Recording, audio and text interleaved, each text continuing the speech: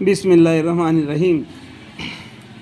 حضرت ابو ہریرہ رضی اللہ عنہ کی بھوک میں حالت، ابو ہریرہ رضی اللہ عنہ اور حضرت عائشہ رضی اللہ عنہ کی حدیثیں بہت ہی مشہور ہے، بہت سی حدیثیں ہیں۔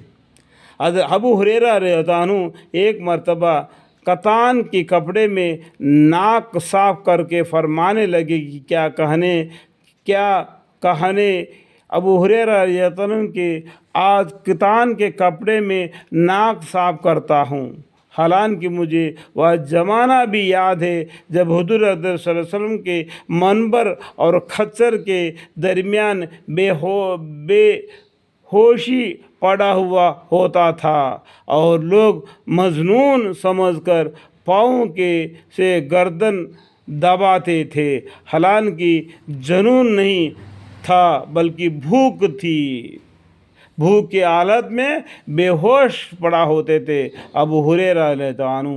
لوگ سمجھتے تھے یہ کہ کیا کپڑے میں ناک صاف کرتا ہے، حالانکہ مجھے وہ زمانہ بھی یاد ہے جب حضور اکرم صلی اللہ علیہ وسلم کے منبر اور خچرہ کے درمیان بے ہوش پڑا ہوا تھا اور لوگ مجنون سمجھا کر پاؤں سے گردن دباتے تھے، حالانکہ جنون نہیں تھا بلکہ بھوک تھی، یعنی بھوک کی وجہ سے کئی روز کا فاقہ ہو جاتا تھا، کئی روز بھوکے پیاسے رہتے تھے۔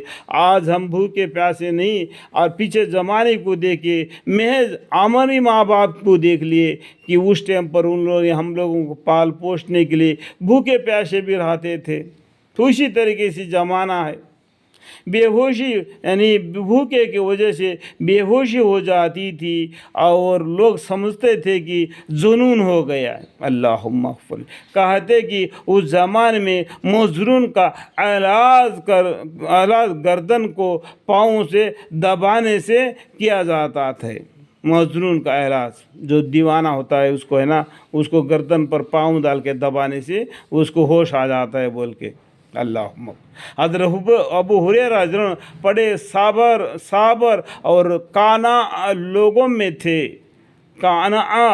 میں تھے، کئی وقت فاقہ میں گزارا کرتے تھے۔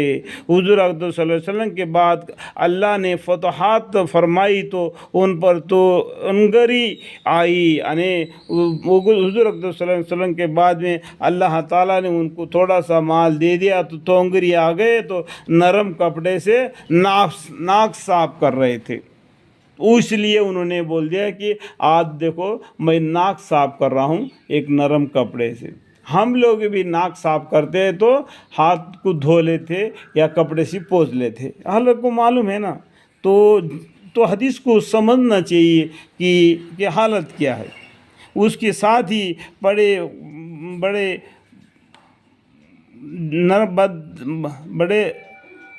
بات تھے، ان کے پاس ایک تھیلی تھی جس کے کھجور کی گٹھلیاں بھری ہوئی تھی، اس پر تسبیح پڑھا کرتے تھے، یعنی کھجور کے گٹھلیاں میں تسبیح پڑھتے تھے سبحان اللہ الحمدللہ کر کے۔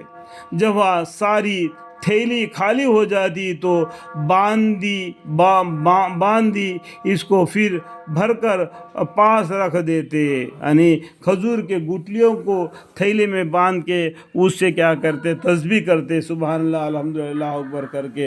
جب وہ تھیلی ختم ہو جاتی تو گٹھلیاں دوبارہ اس میں بھر دیتے اور تھیلی کو باندھ دیتے۔ ان کا یہ معمول ہی تھا کہ خود اور بیوی اور خادم، 3 آدمی رات کے 3 حصے کر لینے، اور نمبردار ایک شخص تینوں میں سے عبادت میں مشغول رہتا تھا۔ دیکھو، وہ اور ان کی بیوی اور ان کے خادم تینوں نے رات میں حصہ کر لیتے تھے اللہ کی عبادت میں۔ یہاں تک کرے گا، وہ سو جائے گا، دوسرے کو اٹھائے گا، وہ عبادت کرے، وہ اللہ کے ذکر میں مشغول ہوگا، یعنی ہمیشہ ہر وقت اللہ کے عبادت میں مشغول رہتے تھے۔ گھر میں شخص تینوں میں سے عبادت میں مشغول رہتا، میں نے اپنے والد صاحب رحمۃ اللہ علیہ سے نے سنا کہ میرے دادا صاحب رحمۃ اللہ علیہ کے بھی تقریباً یہی معمولی تھا کہ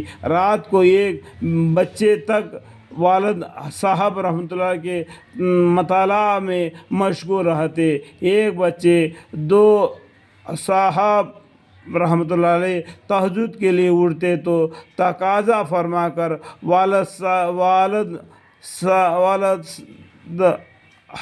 ساجد کو سلا دیتے اور خود تہجد میں مشغول ہو جاتے۔ یہ بزرگان دین اپنے بچوں کو بھی دین کے بارے میں رات کو ذکر میں لگا دیتے، جب یہ بھی ذکر کر کے سو جاتے، پھر صبح تہجد کے لیے اٹھتے تو بچوں کو بولتے آپ سو جاؤ، تو یہ اللہ کی عبادت میں مشغول ہے۔ کہنے کا مطلب کیا ہے؟ گھر میں ہر وقت اللہ کے ذکر ہو، اللہ کی بول بالا ہو، ہمیشہ گھر میں۔ سمجھ میں آ گیا ہوگا؟ یعنی اس طریقے سے تہجد میں مشغول ہو جاتے، اور صبح سے تقریباً پون گھنٹے قبل میرے تائے صاحب رحمۃ اللہ علیہ کو تہجد کے لیے جگا دیتے اور خود اتباع سنت میں آرام فرماتے۔ اللہم ارزقنی اتباعہم اللہم اغفر لی۔ یہ تھے بزرگان دین کے طور طریقے۔ وہ لوگوں نے اس طریقے سے دین اسلام کو اونچا مرتبہ تک پہنچا دیا۔ ہر وقت اللہ کے ذکر میں مشغول رہتے، چلتے پھرتے اٹھتے بیٹھتے ہمیشہ اللہ کے ذکر میں مشغول رہتے۔ گھر میں بھی رات دن ہمیشہ ایک آدمی اللہ کی عبادت میں، اللہ کے ذکر میں مشغول رہتا، باری باری۔ جب وہ آرام کرنے لگے گا تو دوسرا اللہ کی عبادت میں مشغول رہتا۔ اس طریقے سے ہر وقت بھی گھر میں بھی ذکر ہوتا، بازاروں میں بھی چلتے پھرتے اللہ کے ذکر میں مشغول ہوتے، اور بازاروں میں بھی کہیں بھی بیٹھتے اپنا چہرہ قبلے کی طرف منہ کر کے بیٹھتے، تاکہ دوسرے لوگوں کو مجال نہ رہے اپنے مسلمان بھائیوں کے بارے میں انگلی اٹھانے کے لیے۔ آج ہم لوگوں کے کیا حالت ہے، آج دنیا میں مسلمانوں کی کیا حالت ہے، کس طریقے سے پھٹکائے جا رہے ہیں۔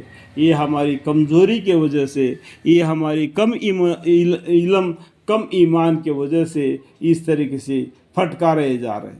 اللہ تعالیٰ مسلمانوں کو حفاظت فرمائے اور ہمیں اور بھی علم عطا فرمائے تمام کو، اور دین کو فقط کرے جیسا پہلے تھا۔ اللہ عالم، اللہم اغفر لی۔